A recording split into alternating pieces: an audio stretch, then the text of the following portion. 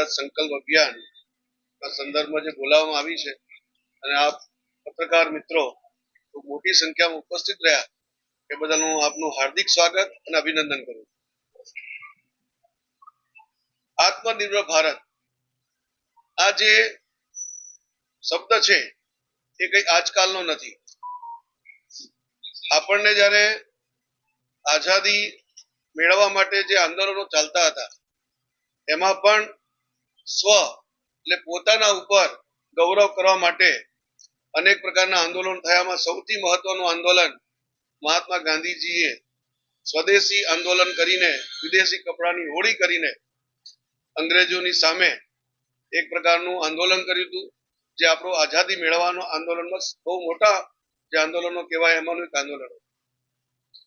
સ્વદેશી આંદોલન એ ઘણા સમયથી એટલે કે આઝાદી પહેલાથી ભારતમાં વિદ્યમાન છે. સમય સમય પર આના અલગ અલગ શબ્દોથી ઓળખ જરૂર કરવામાં આવે છે પરંતુ છેવટે તો વાત એની એ જ છે. આત્મનિર્ભર ભારત વડાપ્રધાન માન્ય નરેન્દ્રભાઈની જ્યારથી 2014 થી સરકાર બની છે એમને શપથ લીધા તે સમયથી એમણે નિર્ધાર કર્યો હતો કે ભારતને આપણે વૈશ્વિક સ્તરે આગળ વધારવું છે. 2014માં જયારે એમને આ પ્રધાનમંત્રીશ્રીનો હોદ્દો ગ્રહણ કર્યો ત્યારે ભારત અર્થતંત્રમાં 11મા ક્રમાંકે. આજે આપણને સૌને જાણીને આનંદ થાય કે 11મા ક્રમાંકથી આપણે વિશ્વમાં અત્યારે 4થા ક્રમાંકનું અર્થતંત્ર બન્યા છે અને એ આભારી છે ભારતની 140 કરોડ નાગરિકોની મહેનત, એમનો પરસેવો અને જે પ્રકારનો સંકલ્પ નાગરિકોએ પણ લીધો છે એના કારણે આ શક્ય બન્યું છે. પ્રધાનમંત્રી શ્રી એમાં આગળ વધતા અહીંના જે ઉદ્યોગો છે એને વધારે પ્રોત્સાહન મળે એના માટેનો એક નમ્ર પ્રયાસ કેટલા ઘણા વર્ષોથી એટલે કે છેલ્લા 11 વર્ષોથી આ પ્રયાસ ચાલુ રહ્યો છે. આત્મનિર્ભર ભારત થી લઈને અનેક પ્રકારના અભિયાનો અલગ અલગ સમય થયા છે જેના કારણે આજે કેટલીક મેન્યુફેક્ચરિંગ સેક્ટરમાં આપણે અવ્વલ નંબરે પહોંચવા માટે પ્રયત્ન જે કર્યો એમાં કેટલીક જગ્યાએ સફળતા પણ મળી છે. જેમ કે મોબાઈલ મેન્યુફેક્ચરિંગમાં ભારત પહેલા 100% ઇમ્પોર્ટ કરતું હતું 2014 પહેલા.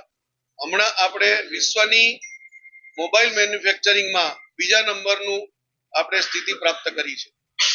એવી રીતે અનેક મેન્યુફેક્ચરિંગ સેક્ટરમાં આપણે ખૂબ આગળ વધ્યા છે. એનું કોઈ એકમાત્ર કારણ હોય તો આત્મનિર્ભર ભારત છે. આપણે શસ્ત્રો પણ પહેલા મોટા ભાગે ઇમ્પોર્ટ કરતા હતા. આજે એવી પરિસ્થિતિ આત્મનિર્ભરના કારણે થઈ છે કે આપણા બ્રહ્મોસ મિસાઇલ લગભગ કેટલા બધા દેશો આપણી પાસે ડિમાન્ડ કરી ચૂક્યા છે અને અત્યારે ડિમાન્ડ એમની પેન્ડિંગમાં છે. એટલે આપણે હવે એક્સપોર્ટ કરતા થયા છે. એવી રીતે અનેક ક્ષેત્રોમાં આત્મનિર્ભરતા ભારતે મેળવી છે. 2014 પછીની જે આ મુહિમ છે આત્મનિર્ભર ભારતની એને આગળ વધારવા માટે વડાપ્રધાનશ્રીએ એક બીજો પણ સંકલ્પ લીધો છે. એ સંકલ્પ છે 1947માં ભારત જયારે આઝાદ થયું એના 100 વર્ષ પૂર્ણ થાય છે 2047માં. તો 100 વર્ષ પૂર્ણ થાય ત્યારે ભારત વિકસિત ભારત બને એ પ્રકારનો એક સંકલ્પ પણ દેશના નાગરિકોની સમક્ષ મૂક્યો છે. કોઈ પણ દેશનો નાગરિક એવું ના હોય કે જેને આવો વિચાર ના આવે કે મારું ભારત સશક્ત બને, મારું ભારત સમર્થ બને, મારું ભારત અજેય બને, મારું ભારત વિકસિત બને એવો સૌનો વિચાર હતો. એ વિચાર જ આદરણીય નરેન્દ્રભાઈએ સૌની સમક્ષ મૂક્યો છે.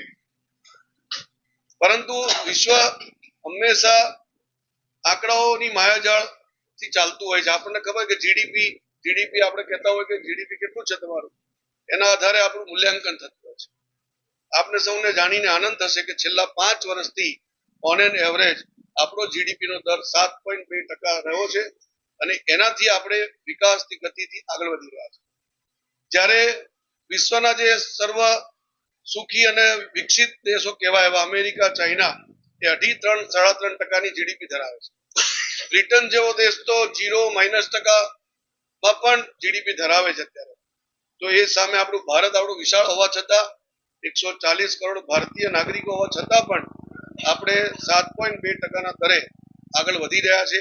એમાં પણ સૌથી મોટો રોલ કોઈ હોય તો એ આત્મનિર્ભર ભારતનો છે. પરંતુ હજુ પણ વિશ્વમાં અનેક પડકારો છે. આજે ટેરિફ નું આપણે સમાચાર સાંભળ્યા, એવી અમેરિકાએ 50% કેટલીક વસ્તુમાં 100% ટેરિફ મૂક્યો છે. તો વિશ્વના અર્થતંત્ર તરીકે જોઈએ તો ભારતને હજુ ઘણું કરવાનું બાકી છે.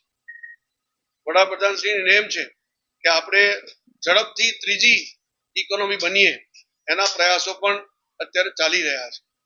અને 2047 આવતા આપણે જે વિશ્વની અંદર નંબર 1 પહોંચવું છે, એના માટે પણ પ્રયાસો ચાલી રહ્યા છે. પણ આ આત્મનિર્ભર ભારત અને સ્વદેશી એ એકમાત્ર રસ્તો છે કે જેના આધારે આપણે વિકસિત ભારત 2047 સુધી પહોંચી શકવાના છે.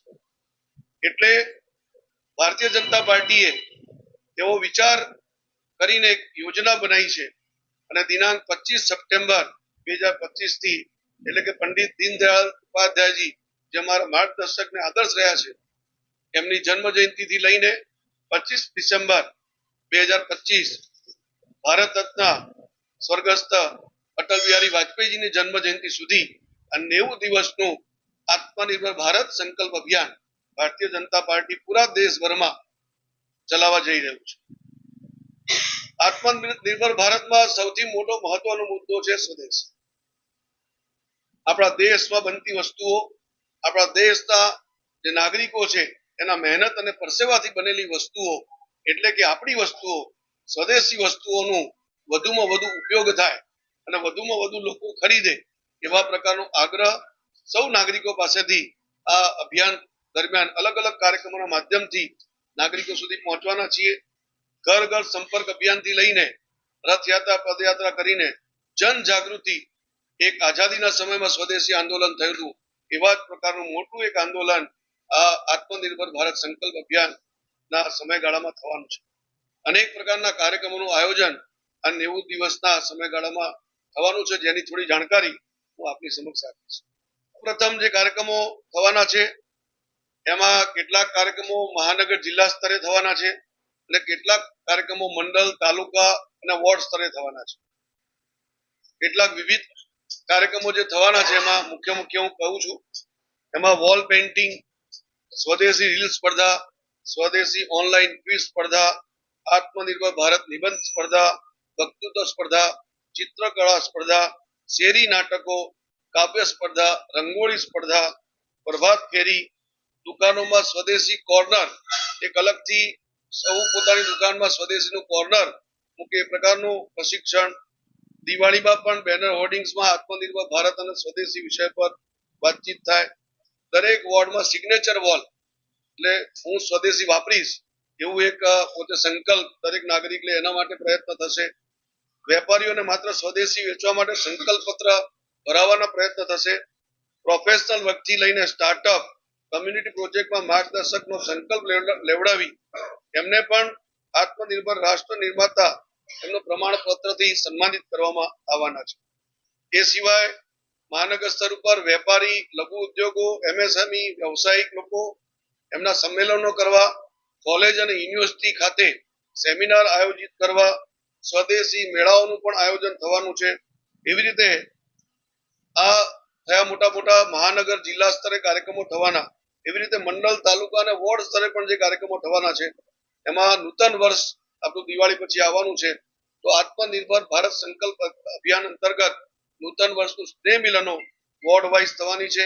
એ સિવાય ઘરે ઘરે સંપર્ક કરીને હર ઘર સ્વદેશી, ઘર ઘર સ્વદેશી એના સ્ટીકર અને લોગો બન્યો છે, એ લોગોનો પણ પ્રચાર પ્રસાર થાય, લોકોના ઘર સુધી પહોંચવું, એમને નિમંત્રણ આપવું અને આ સ્નેહ મિલનમાં ઉપસ્થિત રહે એના માટે પ્રયત્ન કરવો. નાના નાના લારીવાળા, નાના દુકાનદારો, સ્થાનિક જે વેપારીઓ છે, કારીગરો છે, એમના સંમેલનો કરવા, એમને સંપર્ક કરવા, મહિલા સંમેલનો કરવા, કિસાન મોરચા દ્વારા ખાટલા બેઠકો કરવી, સહકારી સંસ્થાઓ માટે પણ બેઠકો અને સંમેલન કરવા. આત્મનિર્ભર ભારત સંકલ્પ રથ અભિયાન એ પણ આવવાનું છે. પદયાત્રા થવાની છે અને ડિસેમ્બર મહિનામાં દરેક ઘરે ભારતીય જનતા પાર્ટીના ઘરે ઘરે જઈને સ્વદેશીનું આંદોલન માટે વાતચીત કરવાના છે અને સ્ટીકર લગાડવાના છે. અને કુલ મળીને આ બધા કાર્યક્રમોનું સમાપન 25 ડિસેમ્બર 2025 ના રોજ ભારત રત્ન શ્રદ્ધેય સ્વર્ગસ્થ અટલ બિહારી વાજપેયીજીના જન્મ જયંતિ નિમિત્તે એ દિવસે આ અભિયાનનું સમાપન થવાનું છે.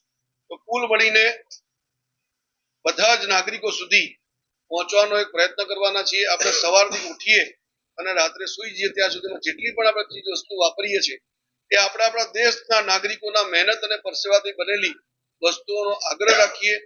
આ એક ભારત માટે આપણે કંઈક કરવા માટે નાગરિકોને બહુ મોટું એક અમૂલ્ય એક તક છે કે આપણે આપણા દેશ માટે શું કરી શકીએ. કોઈ પણ દેશમાં તમે જાઓ તો એ દેશ હંમેશા એના નાગરિકો એના દેશ માટે હંમેશા ચિંતિત હોય છે. એક જાપાનનું ઉદાહરણ નાનકડું આપવું એટલે આપણે ધ્યાનમાં આવશે કે જાપાનની અંદર ઓરેન્જ થાય છે, થોડી નાની થાય છે અને એમાં રસ પણ થોડો ઓછો હોય છે.